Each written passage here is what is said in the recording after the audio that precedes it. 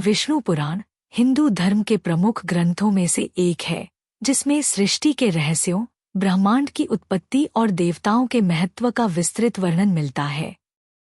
इसमें सूर्य, चंद्रमा, पृथ्वी और अन्य ग्रहों के बारे में कई रहस्यमयी और प्रेरणादायक कथाएं हैं। प्रस्तुत है इनकी कथा, जो न केवल ब्रह्मांडीय रहस्यों को उजागर करती है, बल्कि आध्यात्मिक संदेश भी देती है। सृष्टि के आरंभ में केवल एक निराकार ब्रह्मा था। न समय था, न दिशाएं। सब कुछ अज्ञान और अंधकार से भरा हुआ था। तब भगवान विष्णु ने सृष्टि की रचना करने का विचार किया। उनकी नाभि से एक दिव्य कमल प्रकट हुआ, जिसमें ब्रह्माजी प्रकट हुए। ब्रह्माजी को सृष्टि रचना का कार्य सौंपा गया। उन्होंने पंचमहाभूतों पृथ्वी, जल, अग्नि, वायु और आकाश से ब्रह्मांड की संरचना की। ब्रह्माजी ने कहा, हे प्रभु, इस ब्रह्मांड को संतुलन में बनाए रखने के लिए मुझे एक प्रकाश स्रोत की आवश्यकता होगी। तब भगवान विष्णु ने अपने तेज से सूर्य को प्रकट किया।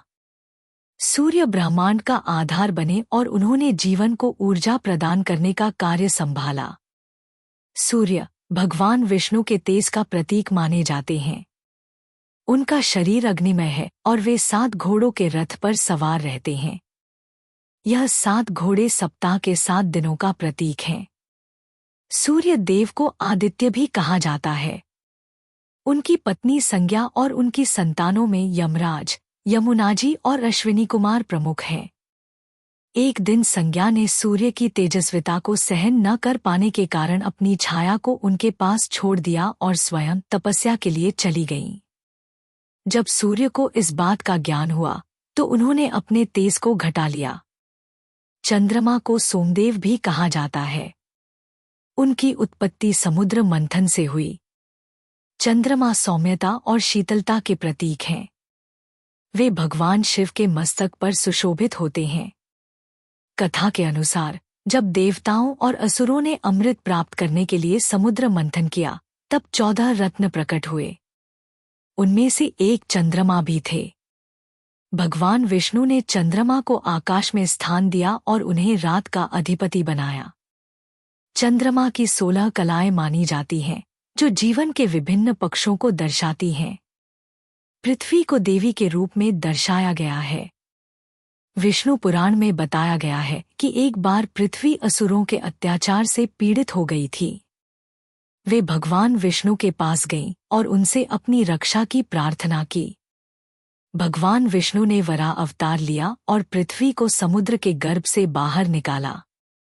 वराह रूप में उन्होंने हिरण्याक्ष नामक दैत्य का वध किया और पृथ्वी को पुनः संतुलन में स्थापित किया।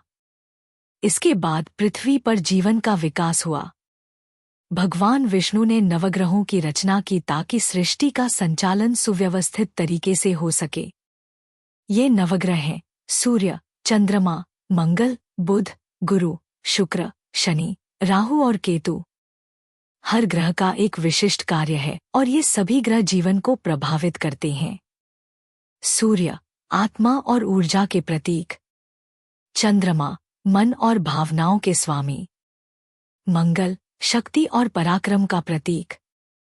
बुध बुद्धि और संवाद का प्रतिनिधि। गुरु बृहस्पति ज्ञान और धर्म के प्रतीक। शुक्र भोग और सौंदर्य के स्वामी। शनि कर्म और न्याय के देवता। राहु और केतु छाया ग्रह, जो कर्मफल प्रदान करते हैं। एक बार दक्ष प्रजापति ने यज्ञ का आयोजन किया और अपने दामाद भगवान शिव को आमंत्रित नहीं किया। इस यज्ञ में सभी देवताओं को आमंत्रित किया गया। सूर्य और चंद्रमा भी यज्ञ में सम्मिलित हुए। जब सती, शिव की पत्नी, ने अपने पिता दक्ष का अपमान देखा, तो वे यज्ञ की अग्नि में कूद गईं। इस घटना के बाद भगवान शिव ने तांडव किया और यज्ञ का विध्वंस कर दिया। सूर्य और चंद्रमा ने भगवान शिव से क्षमा याचना की। भगवान शिव ने सूर्य को तेज और चंद्रमा को शीतलता प्रदान की ताकि संसार का संतुलन बना रहे। विष्णु पुराण के अनुसार नवग्रहों का मानव जीवन पर गहरा प्रभाव पड़ता है। इन ग्रहों की चाल से ऋतुएं बदलती हैं, दिन और रात का निर्माण होता है और जीवन के विभिन्न पहलुओं को दिशा मिलती है। हर ग्रह की अपनी महिमा और ऊर्जा है। सूर्य ऊर्जा प्रदान करते हैं, चंद्रमा मन को शांत करते हैं, मंगल पराक्रम बढ़ाते हैं और शनि कर्म के अनुसार फल प्रदान करते हैं। राहु और केतु हमारे जीवन के छिपे हुए पहलुओं को उजागर करते हैं।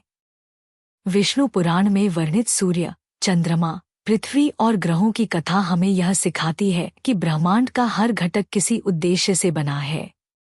इनकी संतुलित व्यवस्था से ही सृष्टि का संचालन संभव है। यह कथा आध्यात्मिक दृष्टि से भी महत्वपूर्ण है, क्योंकि यह हमें जीवन के गहरे अर्थों को समझने और ब्रह्मांड की महिमा का अनुभव करने की प्रेरणा देती है। दोस्तों, यह थी विष्णु पुराण में वर्णित सूर्य, चंद्रमा, पृथ्वी और ग्रहों की कथा। अगर आपको यह कहानी पसंद आई हो तो हमारे चैनल को सब्सक्राइब करें, वीडियो को लाइक करें और अपनी राय कमेंट्स में जरूर साझा करें। मिलते हैं अगली कथा में, तब तक के लिए नमस्कार।